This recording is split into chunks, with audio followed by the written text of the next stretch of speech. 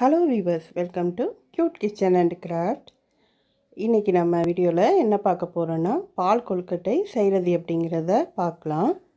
ஈஸியான மெத்தடில் சூப்பரான பால் கொழுக்கட்டை ரெடி பண்ணிடுவோம். வீடியோக்கு போகிறதுக்கு முன்னால் இது வரைக்கும் சப்ஸ்கிரைப் பண்ணாதவங்க சப்ஸ்கிரைப் பண்ணிவிட்டு வீடியோ பாருங்கள். இது வீட்டில் அரைச்ச அரிசி மாவு தான், 2 கப் எடுத்திருக்கேன். அதோடு கொஞ்சம் உப்பு, ஒரு சிட்டிகை ஏலக்காய் தூள்,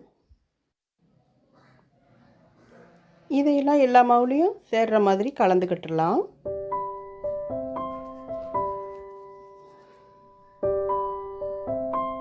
ஒரு ஸ்பூன் சர்க்கரை, ஒரு ஸ்பூன் நெய் சேர்த்தோன்னா நமக்கு கொழுக்கட்டை நல்லா சாஃப்டாக இருக்கும். இதையெல்லாம் நல்லா கலந்து விட்டுடலாம். இந்த மாவு பிசைகிறதுக்கு நல்லா கொதிக்கிற தண்ணி தான் வேணும். அது ஒரு கிளாஸ் கொதிக்கிற தண்ணி வச்சாச்சு. கொதிக்கிற தண்ணியை மாவில் சேர்த்துருவோம். தண்ணி சேர்க்கும்போது நம்ம ஸ்பூன் வச்சே நல்லா பிசையலாம். கையால் நம்ம தொட முடியாது. நல்லா கொதிக்கிற தண்ணி ஒரு பெரிய ஸ்பூனாக எடுத்துக்கிட்டு அதால் நல்லா கலரணும். தண்ணி இன்னும் கொஞ்சம் சேர்த்துக்கலாம். மாவில் எல்லா பக்கமும் படுற மாதிரி நல்லா கலரணுன்னா எல்லா பக்கமும் நமக்கு வெந்துடும் மாவு.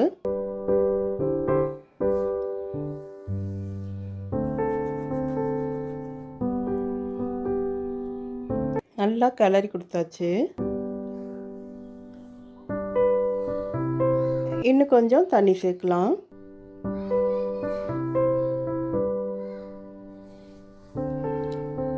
கொழுக்கட்டை பிடிக்கிற அளவுக்கு நமக்கு மாவு வரணும். அந்த அளவுக்கு நம்ம தண்ணி சேர்த்துக்கலாம். இந்த அளவு தண்ணி போதும். இதை நல்லா நம்ம பிசைஞ்சிருவோம்.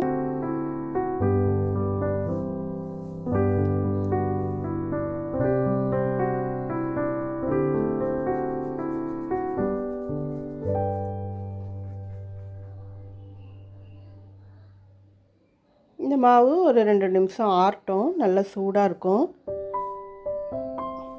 ஆறின பிறகு கையால் கொஞ்சம் தட்டி வச்சுருவோம். எல்லா பக்கமும் பிசைஞ்சு வச்சிடலாம்.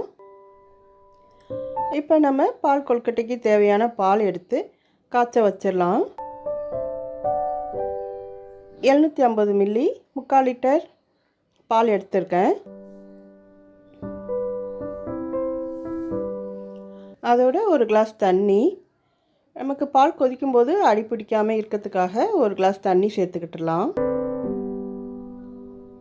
பால் நமக்கு நல்லா சூடாகட்டும். அதுக்குள்ளே நம்ம கொழுக்கட்டையை பிடிச்சி வச்சிடலாம்.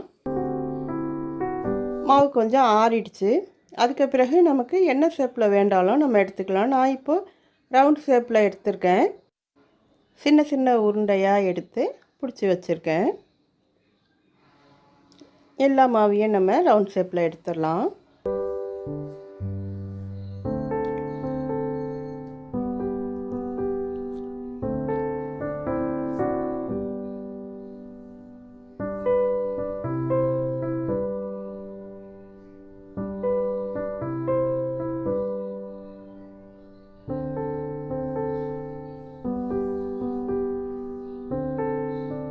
எல்லா மாவையும் நம்ம ரெடி பண்ணி வச்சாச்சு. இப்போ பால் நமக்கு நல்லா சூடாயிடுச்சு. நல்லா கொதி வரும்போது இந்த கொழுக்கட்டையை சேர்க்கணும்.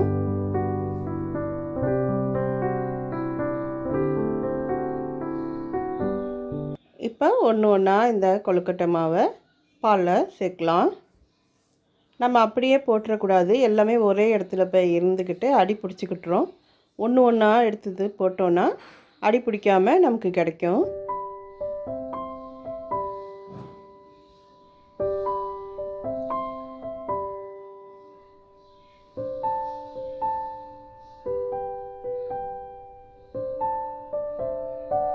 எல்லாம் சேர்த்த பிறகு ஒரு கொதி வந்த பிறகு தான் நம்ம கலரணும்.